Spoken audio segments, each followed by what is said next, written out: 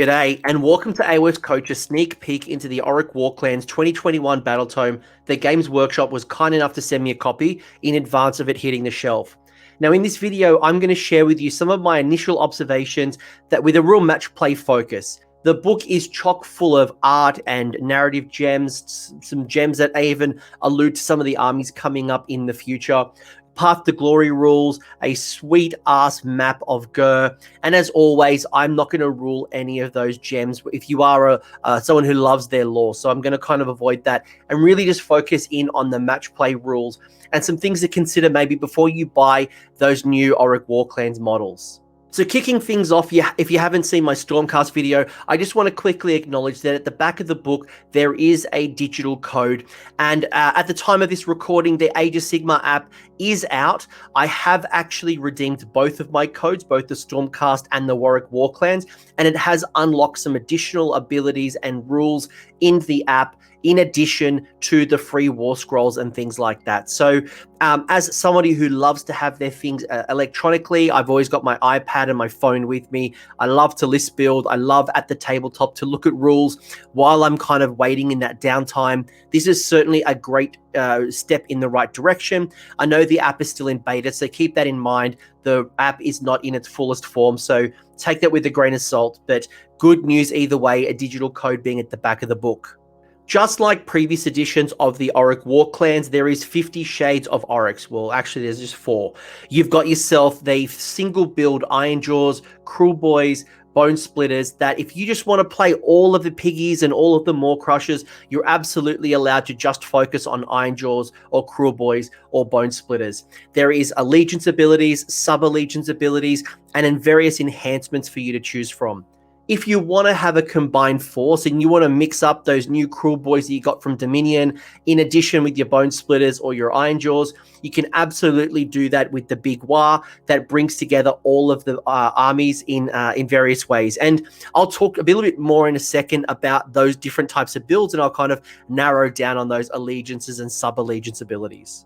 Now, Orruk Warclans players are going to get access to a bunch of grand strategies and battle tactics that you can use in addition to what is in the current battle pack, like the General's Handbook or the Core Rules, or whatever might come in the future. So you could go in with the General's Handbook and use Hold the Line grand strategy if that's the one that you prefer, or maybe Predator's Domain, or, you know, you could choose something like Show 'em Who's Boss. It's really up to you.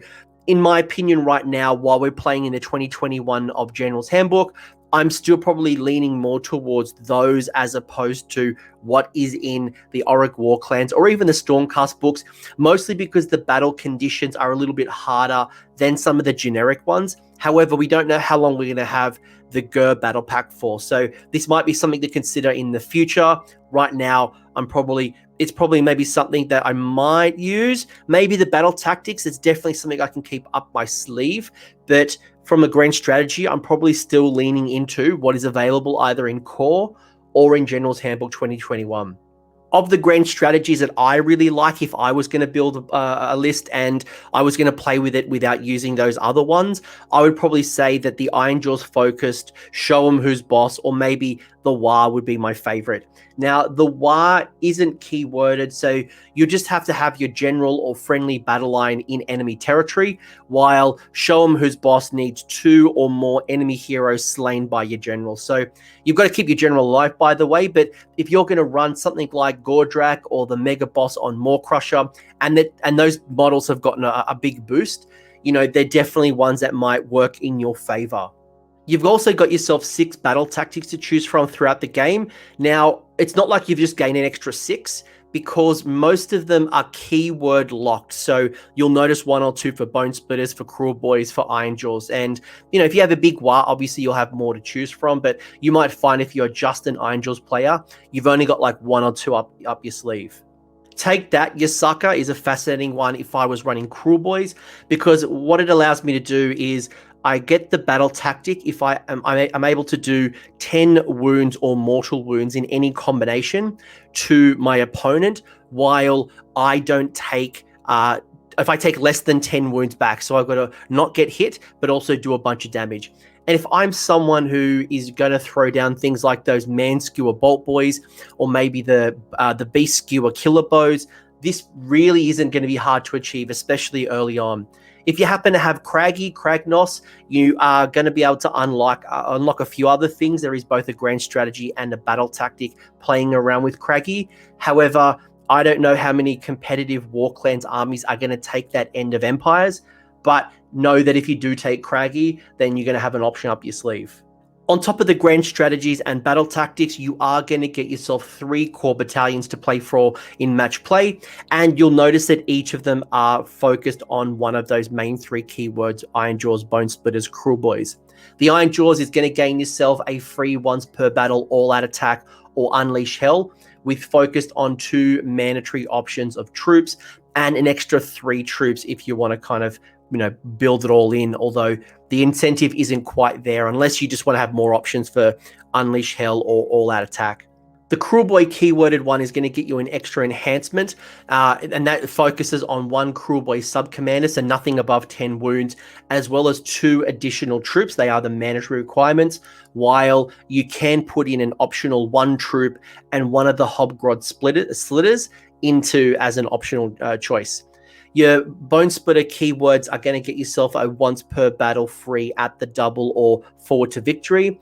And you'll need to have yourself 1 Bone Splitter sub-commander, again, under 10 wounds, although that one's not going to be hard to achieve. I don't think there's any, if many, Bone Splitters with 10 wounds or more. But either way, have something under 10 wounds and 2 troops with an optional 3. And you will quickly notice the first thing I notice, especially because I'm drawn to those big monsters, the Maw Crushers, for example, that there is no native ability that allows you to put in a commander into any of these battalions. So if you are going to run something like the Maw Crusher or the Swamp Boss, you might want to still tap into some of the core battalions, either from core or General's Handbook, depending on which battle pack you're playing for. You'll notice there is no 1-drops here either. So again, you might want to try to find a unified option outside of this book. But there's some nice things here, but I probably wouldn't sacrifice the General's Handbook core battalions for these ones just yet, but they'll be a nice addition. So let's look at all of the armies individually. And first off, we'll look at the Ironjawz. Now, if you make your army a Ironjawz Allegiance, you're going to unlock 3 optional sub-allegiances. You could choose the Iron Sons, the Bloodtooths, or the Big Choppers. Unlike the 2nd edition Battletomes, one of the things that I really like is that you're not locked to an artifact or a command trait when you choose Bloodtooths, the Choppers, Iron Sons. In the past you were kind of locked there. If you go down the Iron Sons route, you're going to get yourself a command ability that allows you to attempt to charge at the end of the enemy charge phase, which I love. It doesn't mean you can counter charge your opponent. It doesn't mean that, at the start of the charge phase, you charge them. But if you have an opponent who avoids your super buffed up brutes, for example, and you want to get them into combat, it means you can still get the option to get them in combat, even though your enemy doesn't engage with you. That's really cool, very thematical, and also very powerful on the table. Bloodtooths are going to unlock Gore Grunters as battle line. Now, the first surprise to you is that Gore Grunters are not going to be battle line in 3rd edition unless you are Bloodtooths. And you're also going to gain a rule that at the end of the combat phase, you have basically like an extra fight. So basically, if you have fought with your Gore Grunters, so assuming you've fought, and you can then pile in again if there's an enemy within 3, or make a normal move or a charge if there is nothing within 3. So super interesting, means that, these super buffed up Gore Grunters is going to keep moving on and keep, rolling out the pain.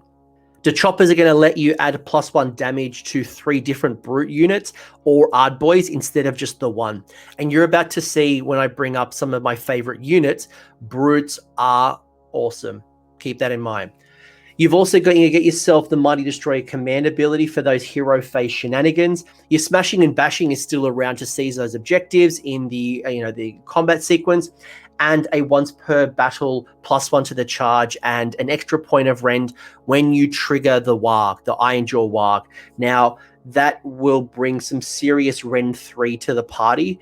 and you're going to get access to 6 mount traits. Now, the mount traits are generic. They are, when I say generic, it is that the same 6 mount traits are going to feature in Bonesplitterz, in Kruleboyz, as well as Ironjawz. So they're consistent across the board. You get yourself 5 command traits for the 3 for the Mega Boss, 2 for the Wizards. You can get 3 artifacts and 4 spells. Mighty Big Waaagh Leader is probably my favorite command trait, and that's going to allow you to re-roll the charges for Ironjawz while they're wholly within 12 inches. And, you know, you consider that large area of effect of a Maw Crusher, that is going to allow you to really make the most on the battlefield. However, you know, something as well, like things like the Armor of Gork is going to give you a 6-up ward and a +1 to hit. However, you do have to sacrifice 2 inches of your movement and the ability to run, which is an interesting trade-off. It means your Maw Crusher, for example, and I keep using the Maw Crusher, obviously it's got much more movement than, say, the Mega Boss on foot, but, you know, it moves it down from a 12 to a 10 when it's unwounded, but having a natural +1 to hit and a ward could be quite tasty, especially with the smaller table size. I played against a lot of Ironjawz armies, so I'd like to think I've picked out a couple of really good ones, at least both positive or negative. Some of the things that I'll notice, first off, destructive bulk for both the Mega Boss on Maw Crusher and Gordrakk has changed significant, actually. First off, what it is it counts as a monstrous stomp, which is your traditional D3 mortal wounds at the end of the charge phase.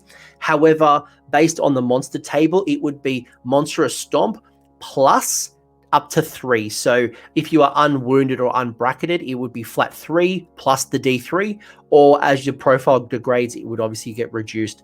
It worries me a little bit with Hunters of the Heartland around there. It means that you probably aren't going to be able to monstrous stomp them. Hopefully an FAQ updates that and changes it to say it kind of breaks the Hunters of the Heartland, but that would make me cry a little bit. You have gained 3 wounds on that Mega Boss. By the way, destructive bulk, that has changed on Gordrakk and the Mega Boss, so they're both exactly the same. I mentioned that the Mega Boss has gained 3 wounds, which is great. I think it now puts it up to about 18 from memory, but it's boosted significantly. The armor characteristic has gone down to a flat 4. Used to be 3, now it's a 4. However, if you take the Boss Chopper and Rip Tooth Fist, it would then bring the characteristic back down to 3. Now that's really important because sometimes there are units that would get a +1 to its save if it had a certain, you know, weapon or shield, but because it brings it to the characteristic of 3, it does mean that you can still all out defense or mystic shields. Mighty Fists and Tails have also been improved to get to be 3 damage. I believe it was 2 damage. It's now up to 3. Gordrakk, in addition to what I've mentioned around destructive bulk, has gained some extra wounds. It gained 4 wounds. It lost its command ability, and you'll notice that most, if not all, of the units that had a command ability has been changed, and often they've just become abilities on the War Scroll. And this is one example where the Voice of Gork is now just an ability, and what it does is when you issue a command, it is counted as 3 units receiving. So normally when a hero issues a command, it would just be 1 unit that receives the command. Now Gordrakk's voice would actually be received on 3 units, which is very cool, especially as you're charging up the board. You are also going to do flat 2 mortal wounds with Cunnin instead of D3. So getting a bit more consistency. Nothing was worse than just rolling a 1 on your Cunnin.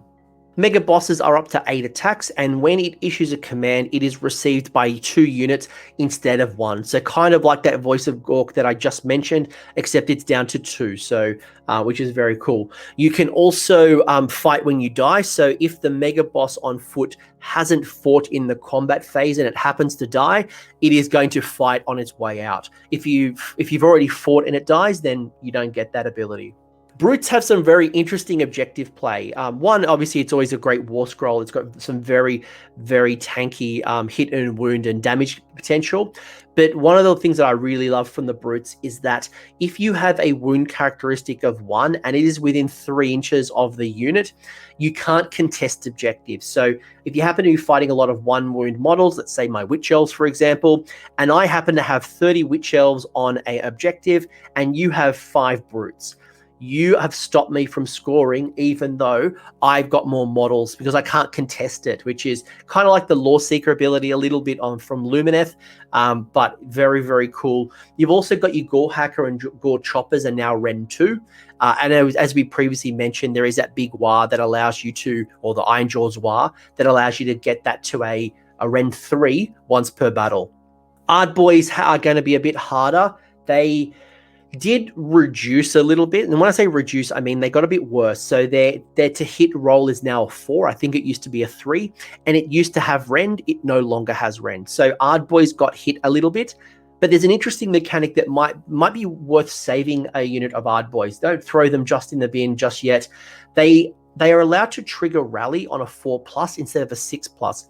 So if you take yourself a block of, I don't know, 15 Ardboys or a large, you double reinforce a unit of Ardboys, you're able to rally for each model. So when the unit kind of gets thinned down to its last couple of models, throw down a rally, and then you could bring back almost half the unit statistically on that 4+. So really, really like that ability. When it comes to your Bonesplitterz Allegiance, you're going to get 3 sub-allegiances, much like the Ironjawz. You get your Bone Grinds, your Ice Bones, and your Drakfoot. Each of these sub-allegiances, again, are going to unlock battle line. So unlike Ironjawz, each of these are going to have a battle line option locked in. And I'll mention that soon, what exactly is being unlocked. You get yourself 5 command traits, 5 artifacts, 4 spells, and the shared mount trait abilities that I mentioned earlier. Everyone gets the same mount traits. Every Bonesplitterz unit's going to gain a 6+ ward save that once per battle can be made into an army-wide 4+ ward, which could be quite strong. And your Bonesplitterz are going to basically used to have a command ability from the Savage boss that would trigger 2 hits when you roll a 6.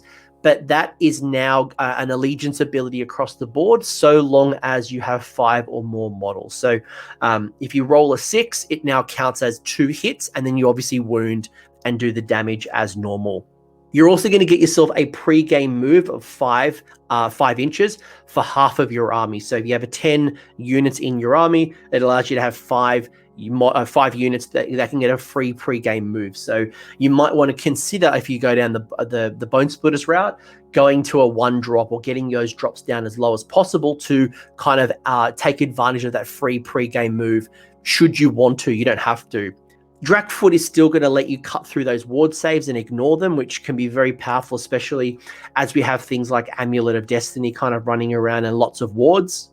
Icebone is going to deal mortal wounds on a wound roll of 6, and your Bone Grinds are going to get you +1 attacks to missile weapons. So that's going to make your Arrow Boys up to, your Savage Arrow Boys up to 3 attacks. From some of the enhancements, I really dig the Gorkamorka's Warcry spell, which only has a range of 12, so it's not the biggest threat range. But what it does is it makes your enemy fight last in combat, while the Glow and Tattoos are going to add 2 to the bearer's ward save, which will make your general on average a 4+ ward. And then when you activate that once per game, add +2, that would then make it a 2+ ward save in that once per game Bonesplitterz Waaagh. Some of the most notable changes that I noticed, the first off, I thought, unfortunately for Bonesplitterz, it feels like you lost more than you gained. And when you say gained, I mean, there was very little that I noticed initially that I thought you came out as a winner, unfortunately. I'm sorry, Bonesplitterz players. I don't think that the current meta right now is in your favor. Because ironically enough, you'd be thinking to me right now, Coach, this is the monster meta. I am going to rip and charge with all the monster buffs. Wrong. You lost a bunch of them. Your Savage Big Boss lost those Exploding Sixes. That used to be a command ability. I mentioned it's now an allegiance ability. So not a big loss, but it's gone. Ignore that. Push that to the side. Your battle line is going to be activated. So your Savage Boar Boys are going to be battle line if you're in the Ice Bow. If you got the Arrow Boys are going to be in Bow Grinds. You've got your Maw Boys are going to be in Drakfoot. Now, the only generic battle line option you've got is your Savage Orruk. So if you are going to go down, like an Archer build, for example, you want to go around through all the Arrow Boys and you want to double reinforce them, you're probably going down the Bone Grinds route. The one that probably hurt me the most, especially because I've suffered this fate many times with my monsters, is the big stabbers lost the d6 damage when it targets a monster. Now, you would normally think that you'd have like a couple of big stabbers, you know, 1 or 2, maybe even 4 big stabbers in your army to handle those mega gargants and those armies. Unfortunately, that not only did that rule disappear, you also lost the ability to run and charge. So big stabbers might be working from home, as I said about the Knight of Zeros in the Stormcast video. But yeah, the big stabbers got hurt a little bit. On a positive side, the Wargog Prophet I really like gained a rule with its mask. So it used to always so basically the mask, how it works is that you sacrifice a spell or a dispel, and it does D3 mortal wounds. Now, you can continue the sequence if you want to. And you're like, well, why would I not want to continue the sequence? Well, good question. You basically have to, if you continue the sequence, you roll a dice. And if you roll a 1 or a 2, the Wargog Prophet is going to hurt itself up to D6 mortal wounds. And I think the sequence ends. If you roll a 3+, again, you can do another D3 mortal wounds, and then you can repeat. So if you just want to go all suicidal and just try to take down that superhero and just try to do as many mortal wounds as possible, pull down that Nagash, pull down that Alariel, pull down that Archaon, awesome. That would be a great sacrifice. But if you hurt yourself, it could suck. Your Wargog Prophet is no longer a priest. This hurts. No longer a priest. It does still have its ritual dancing, and it happens instead of the casting. So I think in the past it was just both. I think you got both. Don't at me on that one. But I thought that you could do both. Instead, you can choose to not cast a spell or dispel an endless spell. The dancing looks exactly the same as the War Scroll, or what it used to be. So you haven't really gained much in the dancing, but they have just clarified the way you would do the dance, as well as you lost the priest. So no curse, no bless, no other generic priest abilities. Your Kruleboyz are the new kids on the block, and like the Ironjawz and the Bonesplitterz, they come in 3 different sub-allegiances. You're going to get yourself 3 command traits, 4 artifacts, 4 spells, and those shared mount traits. Once per battle, you're going to be able to change the order of activation in combat by being able to fight with your general, as well as 2 other Kruleboy units before the enemy strikes. There's a little bit of Lumineth again in this army, where you get the multi-strikes, but it's only a once per game thing. When you roll a 6 to hit in melee or shooting, you're going to do a number of mortal wounds equal to the value of the weapon's profile. And you will notice there's a lot of rend in the army, and it's only rend 1 for the most part. So it's not going to cut down these things like Blood Knights with a base of 3, can easily go to a 2-up armor save. But those mortal wounds are going to really hurt, and you can bring that 6 down to a much lower characteristic. You also get this extremely interesting, very Gits-like ability called Dirty Tricks, and it's a mechanic that allows you to, at the start of the game, so it happens basically in the first battle round before the command points are being issued, you have these couple of options you choose, and the options last for the end of the game. So you pick, you can't rotate it each round, it's just one for the whole game. Obviously it allows you to respond to whoever you're playing at an event. Probably my favorite would be Disappearing Act. The reason it's my favorite is you get to roll 3 dice, and on a 4+, you get to choose 1 enemy unit on the battlefield. So statistically, you're picking 2 or 1, give or take. And you can choose an enemy unit on the battlefield that hasn't been reinforced. So, you're really looking at things like your generic screen, a basic 5-man, 10-man, whatever that generic unit is that hasn't been reinforced or double reinforced. So let's say a unit of Aether Wings, for example, just as an example. Let's say my opponent has put down a bunch of Aether Wings to screen and zone me out, or maybe whatever it might be. Now I get to roll a dice for each of those enemy units that I've chosen. So let's say I roll 2, and I get to basically roll a dice, and if it's greater than the wound characteristic, so Aether Wings have 2 wounds apiece, if it's greater than that wounds characteristic, you get to put those units in reserve. So your opponent actually pulls those models off the table. So that screen, that basic battle line, whatever it might be, is put to the side. And then my opponent gets to put them down at the end of their first movement phase. So if you happen to go first, it means not only is that unit disappearing and it's screened, it also has to be must be brought onto the table, much like, you know, I think it's like 6 or 9 inches from the table. So you've really kept a shooting, like Lumineth archers, if they've taken a basic unit of archers, maybe it's some, you know, elite unit or whatever it might be. You kind of get the point here. It can cause some real psychological damage to your opponent because those critical troops that get potentially pulled off the table, you can remove those chaff screens, you could delay some shooting, you could, you know, remove even a small combat threat that was going to get an objective or maybe even try to hit you hard. If you want to do some serious long-range damage, things like the Big Yellers are going to give you a +3. So Big Yellers, by the way, is one of those 3 sub-allegiances. The Big Yeller is going to give you +3 to missile weapons and allows you to reroll 1s in the first battle round to hit. So that'll be brutal if you're going to go down those bows, that bow route, whether it's the beast bows or the man bows, whatever it might be. Your grin and blades, your units aren't going to be visible if they're outside of the enemy. So it means you're going to be able to, almost like Deepkin, where you can kind of avoid being shot at in the first battle round, or, you know, it's going to force them to charge up the board just to kind of get in close to you. And some of the things that I really liked as well is things like the nasty hex spell, which would allow you to remove ward save, which again, Amulet of Destiny is an example.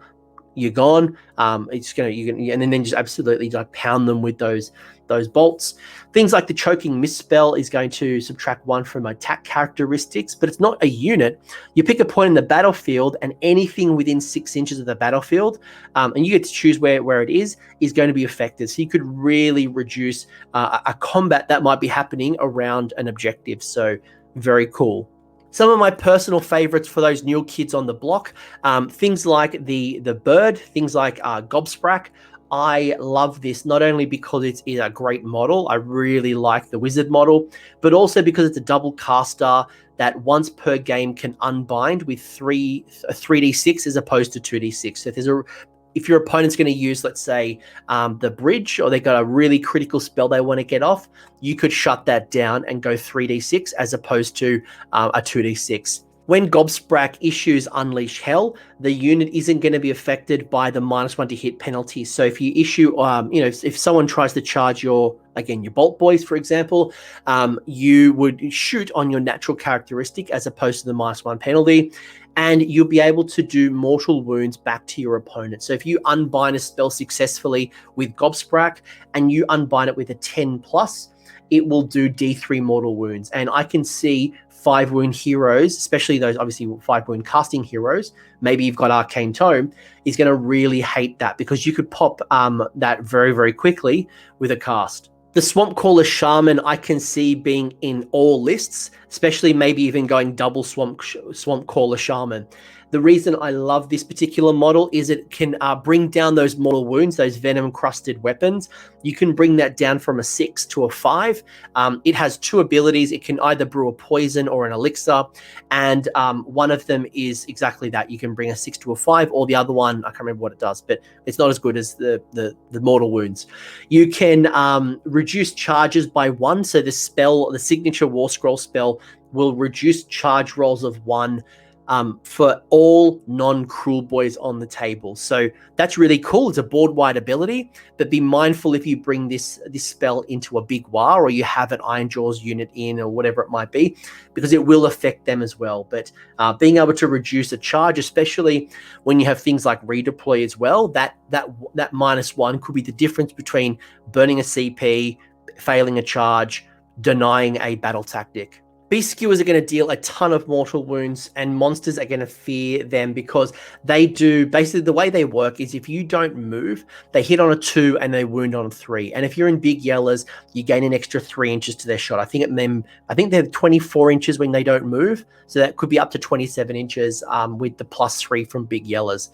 And the way they work is the damage characteristic is 2 plus you roll a dice, and you roll a dice for each wound characteristic your unit has. So let's say your Beast Skewers were going to focus on a Mega Gargant, and they got 35 wounds. You would roll 35 dice, and on a 5+, it would be a mortal wound plus the 2. So, and it does have a ceiling. It can do a maximum only of 12. But if you're doing that on each shot, you could bring down a Mega Gargant in 1 turn. Now that I mean, obviously, the stars need to align. You need to be able to hit, as many as your beast skewers that you got. But that is a nightmare, and that is a scary proposition for the meta that we're in right now with Vampire Lords on Terrorgeist. As I mentioned, Mega Gargants. There's a lot of monsters on the table right now. They are going to fear that, and they're going to fear it, and it might actually be a great distraction for the rest of your army. Gut Rippers, in my opinion, are a solid battle line. You look at their profile initially, and they're 2 attacks. I think they hit on 4s, wound on 4s. They've got a solid profile, right? You can obviously add +1 to hit and things like that. But they combine really well with the army. Things like the Snatcher Boss's ability to add +1 to the mortal wounds from encrusted weapons. So if you do a 6 to hit, and you do 1 mortal wound or 2 mortal wounds, you then add +1. So that's a great little ability, the Snatcher Boss, whether it's on Gut Rippers or something else. And when you then combine it with the Swamp Caller that I mentioned earlier, bringing the mortals from 6 to down to 5, then you're doing some serious damage with your battle line. Finally, my favorite other one, for many reasons, is the Marsh Crawler Sloggoth. The reason I love it is you can auto-delete a single low wound model at the end of the combat phase. I think you roll a dice, and if you beat, I think you double its, if you equal or double its wound characteristic, it's auto-slain. So you might be able to break coherency. You could definitely pull out like a banner or a musician or a champion that could then hurt the battle shock phase. It's got 12 wounds. It can heal D3 wounds on a 4+. And the reason I love it is because it gives you a +1 aura for friendly models within 18. Now, notice the word friendly, not Kruleboyz, friendly. It means that if I am a Bonesplitterz, an Ironjawz, or if I ally Gloomspite Gitz, because as a Gloomspite Gitz player, I can now ally Orruk Warclans. It used to only be Bonesplitterz, I think it was. Now it's actually the entire Orruk Warclans. I could bring this in, and it would affect my Gloomspite Gitz army, or anything that can ally with Orruk Warclans. So massive win there. I love this Sloggoth. Finally, if you want to have that combined force and you want to go with something like the Big Waaagh, you're going to be able to bring in your Ironjawz, your Bonesplitterz, and your Kruleboyz. And players from 2nd edition will notice this table has changed a little bit. Basically, there is a table, and you accumulate these Waaagh points for doing various actions. The table's obviously in the book, and there's this thing as a spell that allows you to add a few extra Waaagh points if you want to use that spell, or it's an ability. There's either way. There's a couple of other ways to get little boosts, and you'll notice that the changes have slightly changed. There's been some slight changes. Once you hit a certain number of points, you'll gain a benefit. So starting from 8, you can get +1 to your run, to your charge, your casting, your unbind, your hit, your wounds, your attacks. You kind of accumulate over time. Once you hit that, I think it's 24, you kind of restart and you kind of start again, which kind of sucks a little bit. Maybe why you wouldn't want to rush and get through all those big wires as quick as possible. And you will also, depending on what you've got, you bring in the Mighty Destroyers rules. So if you've got a bunch of Ironjawz units, you can still tap into Mighty Destroyers in a big Waaagh. And if you bring in a bunch of Bonesplitterz, you get the War Paint, the 6-up ward save as well. It is still keyword locked, so it means that you can't bring in Ironjawz brutes and take advantage of the Bonesplitterz War Paint because it is keyword locked. I don't think there's any specific benefits to the Kruleboyz other than the fact that it's all based on the Orruk keyword. So they'll still be able to get the +1 to hit, +1 to wound, +1 to the saves, casting, etc., etc. But as always, the true list tech is going to come out once the FAQs have been out. I've already seen some interesting lists coming out, but let's see what happens in the FAQ. Hopefully there's not a lot of things that need to be clarified, and we can start hitting those tournaments pretty quickly. But looking at this with 3rd edition eyes, I think most Orruk players are going to be happy. Now, if you play this army in 2nd edition, you're probably going to be upset in you've lost some features. You've lost some abilities. You've lost some features. Big Waaagh has been toned down a little bit. Ironjawz players might be not be happy to have impacts to things like Destructive Bulk. And Bonesplitterz are, they copped it a little bit hard. If you are someone picking this up from 3rd edition, I think you've got to look at this with 3rd edition eyes. You have clarified some rules that are no longer in 2nd edition and they're in 3rd, and you've kind of been brought up to speed. And I assume other battle tomes are going to be like this moving forward. You've gained your Kruleboyz. They are a big winner in my eyes. The Ironjawz are doing pretty well. I think they're still good. You're probably less likely to see the big box of piggies, but I think you'll probably see more Ironjawz players either focused around more Crushers and Gordrak, or more likely things like Brutes, and even maybe 1 or 2 units of that big undying block of Ardboys, and especially when you trigger Rally on a 4+ instead of 6, they will be really hard to shift. And either people are going to ignore them and go for something else, or they're going to target them and, other things are going to be unwounded. So it's probably a win-win either way.